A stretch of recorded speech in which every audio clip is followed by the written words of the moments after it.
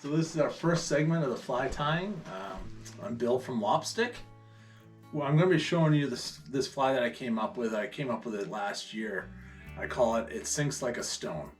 And the reason I came up with this fly is because, today's day and age, everybody's doing their Euro nymphing, tight line nymphing. I could not find a fly that was heavy enough. That I want something that's going to go down. I want it to go down fast, go down quick, and have a tight line so I have constant contact all the time. And that may not be for everybody. Some people like their lighter flies. Some people want to ride a little higher in the water column. Around here in our pocket water, we have a pocket. It's only so big. And you want that fly to go in, get to the bottom, and get your drift as fast as possible. I found that this fly does it very, very well for most practical applications. You can downsize it. You can change your bead size. You can do anything you want with this fly. It is very versatile. You can tie it in different colors if you want to imitate more of a golden stone as opposed to a black stone. This is essentially a black stone variation, and variation is a very loose interpretation of the word. So what I'm going to start with today is that I have it's actually a size 6 saber hook. Right here, it's a 45-degree bend jig hook. I have silly legs, and they're in a pumpkin orange flavor. I use 3 beads on this, and this is what's really going to get it down. And again, you can vary this up. You can add more weight to it, take beads off, change the colors of the beads, change the sizes of them. I start off with one 3/16 black nickel bead up at the head, and then I go to a copper color 3/16 tungsten bead in the middle, and then I have another 5/32 tungsten bead, and that's going to be at the tail end of the thorax. Then after that, after I tie in all that, I'm going to dub in the thorax at the very bottom, fix up the legs, and it's going to be a pretty easy tie. Again, you can make it as complicated as possible. It's a little bit of a pain in the butt because of the steps that I do it in, but after a while, it's going to just roll right along, and you'll be able to pump these out pretty quick. And you want to do that. You want to have at least a half dozen in your box at all time. Again, different sizes, different weights. Because they will go to the bottom. You are going to get hung up. You are going to lose your flies. But this is a good one for it too.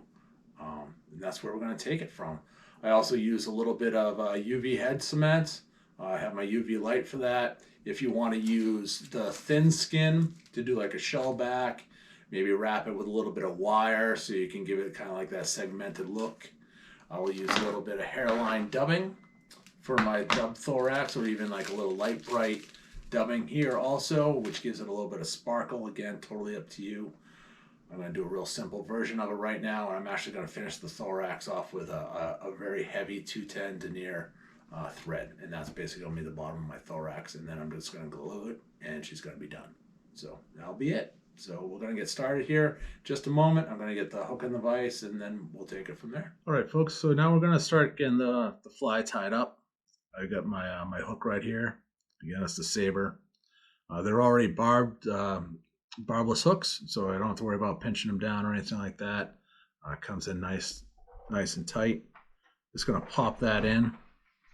I'm going to start with my, this is just a 6/0 black thread. I'm going to start by just wrapping the head of it, just building a little bit of a base. Trim it off. Again, I'm not getting very fancy with this at all. These are what I would consider classic guide flies. Something you can go home and whip up a half dozen of them, dozen of them, without too much time at all. And they work, right? So I have tested them out. I have fished them, and I will have this in my box from the beginning of the season to the end of the season. Anytime I want to get down and get deep. So I tied in my rubber legs there real quick. So it's basically going to be your antennae coming off the front of your stone and kind of straighten them out just a little bit. But also that UV cement helps you out a lot with that stuff too, because you can fix them later. I'm going to tie that off, hit it real quick with a whip finisher. And this is where I said, yeah, it's kind of a pain sometimes doing all this stuff. But once you get used to it, it's not that big of a deal. Boom. Done. Click. Cut. You're like, what? Oh, yeah, I know. This is where the pain in the butt comes in. Just going to hit this with just a little bit of your traditional head cement.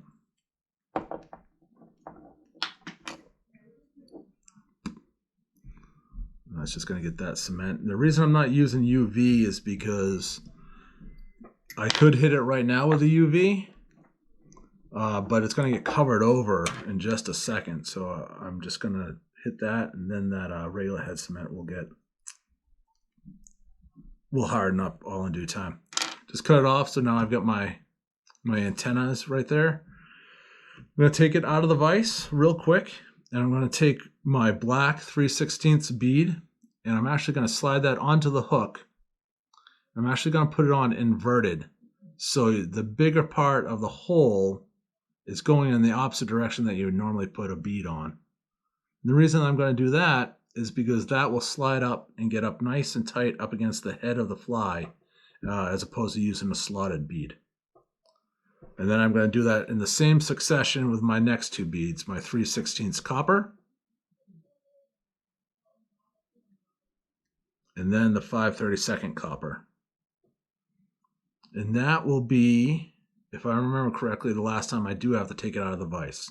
It won't be the last time I have to cut the thread, though. Boom, put it in there. There we go.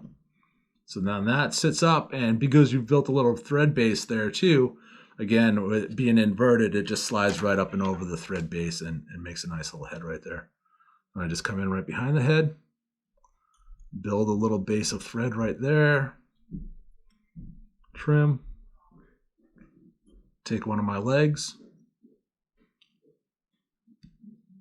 So I usually will have like 4 pairs of legs, probably about 2.5 inches already cut. And that'll take care of all the legs you're going to need for this. Just tying your legs real quick. A little wrap, wrap, wrap, wrap. Whip finisher.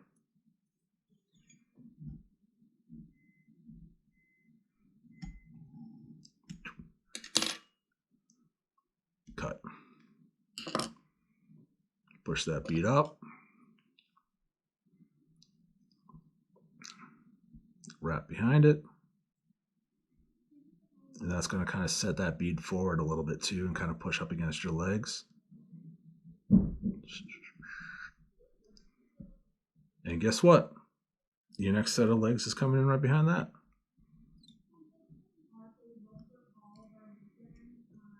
Tie those in.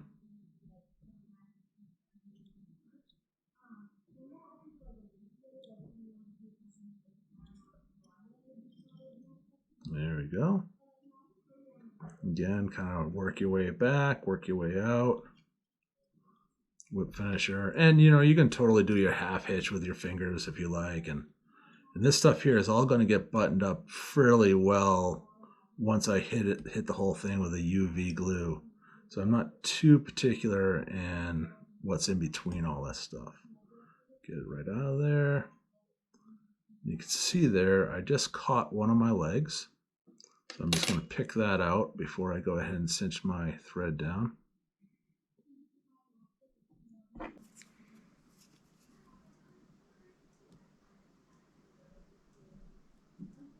Come on now. There we go. That one's out. And the one on the back side will be out here in a second. There we go. Now I can cinch that down. My legs are good. Again, trimming up. Slide my bead forward. Kind of pinches all the legs. And then the legs start to get a little bit unruly. I'm just going to trim them back a little bit. Now I'm going to come in with my 210 denier, because this is actually going to build your body. And again, you can come in here and you can do this all with dubbing. You can wrap it really tight with some sort of non-lead substitute, because in New Hampshire we can't use lead unless it's over 1 ounce. And these don't quite weigh that much. And then I'm just going to build my body, and it's going to be tapered, right? Because they do have kind of a taper to them. So I just build it up, build it up. And as I'm building it up and coming up tight against the bead that pushes everything forward, zip, zip, zip. And you could just take this 210 denier and tie in your tail too. I just think it comes out just a little bit neater, only slightly easier, I think, to just go back to your lighter thread. Zip. There we go. And plenty of legs left over. I'm just going to make myself a little tail.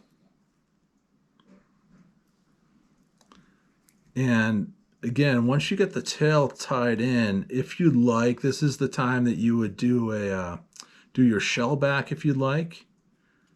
You do your shell back, maybe throw in a little ultra wire so you could do a segmented body, or if you use the heavier ultra wire, you could do your whole rear abdomen there would be ultra wire, and you could taper it that way too if you'd like. Let's come in here, zip, wrap that up so I'm just basically covering all my legs. Come to the head of it. So if I was to use the thin skin, I'd tie it in the back, fold it forward. I usually tie it off right here, or if you wanted to go forward, you could go forward and make your shell back and all that, work your way right up to the head. But essentially right now, guides fly. I'm essentially done. Coming here with my UV. And this is just the Loon Outdoors product, but you can use whatever your preference is too. If you clear cure goo, anything like that. I mean, you could even just use, I find that if you just use super glue, Gorilla Glue, anything like that, it does come out a little bit more opaque. This one will have a tendency to be a little bit clearer. And by not using any shell back or anything like that, it goes to that whole like Perdigon type of style where this thing hits the water and just shoots right down through the water column. So I'll hit it once, give it a little bit of, give it a good cure, get a nice good light on there. And then if I really wanted to adjust the legs, I would pull them down and then hit it with the curing light. And that's going to get your legs back to where they're supposed to be. That's why I don't get too particular about them. So like I said, you can fix that stuff later on.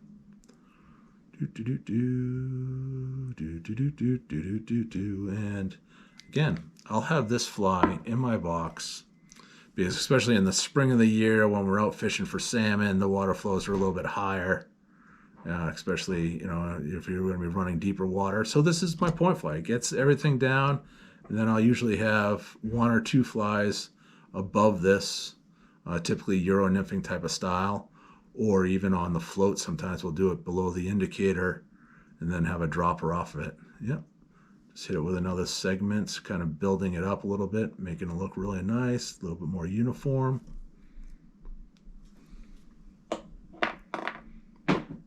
Take that. Boom. Hit it with the light.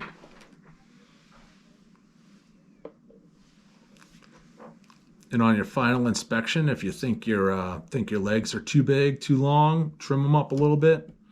You always want to have them a little bit longer than shorter because you can always trim them back. You can't necessarily make them longer.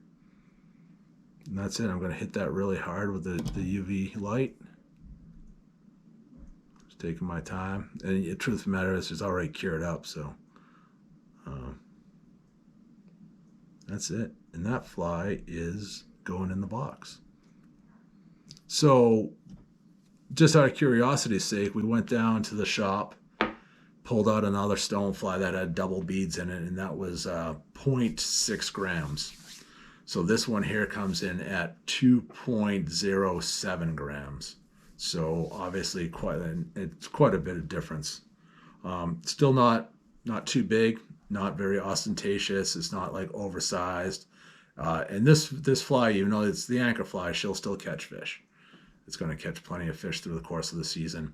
And being all glued up and everything, I mean, yeah, the legs don't even really get ripped off or anything like that. It'll hold up. You're going to lose it before it falls apart. So that's it. That was great. Had a good time, and I hope you all enjoyed it. You can always look us up online. You can click and subscribe if you'd like. Any more fly tying tips? We're going to be going through rigging in a little bit, and that'll be one of our next videos, and we're going to try and do some more fly tying if everybody likes it. So thank you all. Have a great day.